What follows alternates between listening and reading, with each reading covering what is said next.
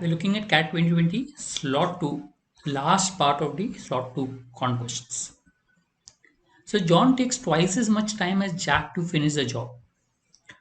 So you can always convert into the amount of work. So if I look at John and I look at Jack, okay, time taken by John is 2:1. So more the time taken, less the work done. So work done by John will be 1:2. So if John does one amount of work, Jack will do two amount of work. Now Jack and Jim together take one third the time to finish. So if you look at Jack plus Jim in terms of time takes one third the time that takes taken by John. So if John takes 3 time, Jack and Jim takes 1 time. So work done will be 3:1. Now already know John takes one amount of work and Jack does two amount of work, which means Jim will do one amount of work because total is 3. By Jack and Jim, the total amount of work done is 3, from which Jack we know does two amount of work. So Jim does one amount of work. Now John takes 3 days more than the three of them working together. So now we have John and we have John plus Jack plus Jim. If you look at the work done by John, if it is 1, and by John plus Jack plus Jim is 1 plus 2 plus 1, which is 4. This is the work done. So the time taken will be reverse, 4:1. So difference between 4 and 1 is 3. And this 3 stands for 3 days difference. So automatically John, which is 4, will be 4 days. So answer will be 4. Okay. If you look at ratio of the work done by John and John, Jack, Jim together is 1:4. So ratio of time taken is 4:1. Difference is 3. This 3 stands for 3 days given to you in the sum. That the difference is 3 days.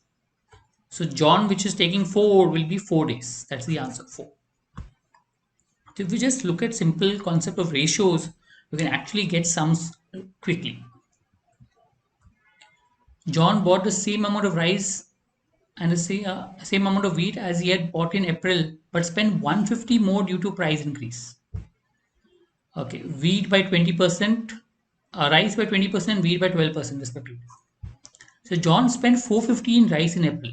So rice he spent 450, okay, and he spent 20% more. So in May he spent 20% more. So 20% of 450 is 90 more he spent. If he spent 90 more and totally spent 150 more, so on wheat he spent 150 minus 90, which is 60 more. On wheat he spent 60 more. Now 60 more is nothing but 12% of the amount he spent on wheat, because they mentioned 12%. So the amount he spent on wheat is 60 upon 12%, which if we solve becomes 500. So in April he spent 500 on wheat. So in May he must have spent 500 plus 60, 560 on wheat. C option. In April he spent 500 on wheat. So this calculation can be actually done orally. I'm writing it down to show you off. So 20% of 450 is 90 more he spent on rice. So balance 60 more he spent on wheat, and that 60 is 12% of wheat he spent in April. So wheat he spent in April becomes 500. So in May he spent 560, 60 more. Aaron bought some pencils and sharpeners, spending the same amount of money as Aaron. Aditya bought twice as many pencils and 10 less sharpeners. We want minimum possible number of pencils. Now, since he bought twice as many pencils, so if Aaron brought X pencils and Aditya bought 2X pencils, total is 3X pencils. So multiple of 3. Unfortunately, all the options are multiple of 3. So you can eliminate it. Now going further, cost of one sharpener is 2 more than the cost of pencil. So understand, he bought 10 less sharpeners. So the number of sharpeners he bought less should be number of pencils he bought more. The number of sharpeners he bought less in the amount. The amount for he spent for sharpener extra should be the amount he spent on pencil, which is there. Because he bought 10 less sharpeners, that will be the price of pencils. Now, but we know that cost of one sharpener is 2 more. If the cost of pencil is X, if the cost of pencil is X, cost of sharpener will be x plus 2. So between 10 into x plus 2 is equal to number of pencils into x. So obviously this number has to be more than 10. If this number has to be more than 10, the minimum value will be 11. So let's check if 11 is possible. So if you look at, if I bought 11 pencils, the ratio of the number bought is 11 is to 10. So ratio of the cost will be 10 is to 11. Okay, difference has to be 2. So 20 rupees and 22 rupees. So yes, if my sharpener cost 22 rupees and my pencil cost 20 rupees, that meant ratio of the cost becomes 10 is to 11. So in that case, my number of sharpeners will be 11 and number of pencils will be, number of sharpeners will be 10 and number of pencils will be 11. So I know N11 is possible. If N11 is possible, that is the extra pencils they bought. Okay, and which is double of the original. So if original was X, new is 2X. So the extra that you bought is X, which is 11. So total number of pencils will be 3 into 11, 33. That will be the answer. Look, understand one thing. If you look at it simply and try to understand it, the amount he's of 10 sharpeners is equal to amount on the extra pencils because he spent the same amount. And since sharpener cost more, 2 rupees more, to equate the two, he should buy more pencils. And since he should buy more pencils, the minimum amount of pencils he can buy is 11.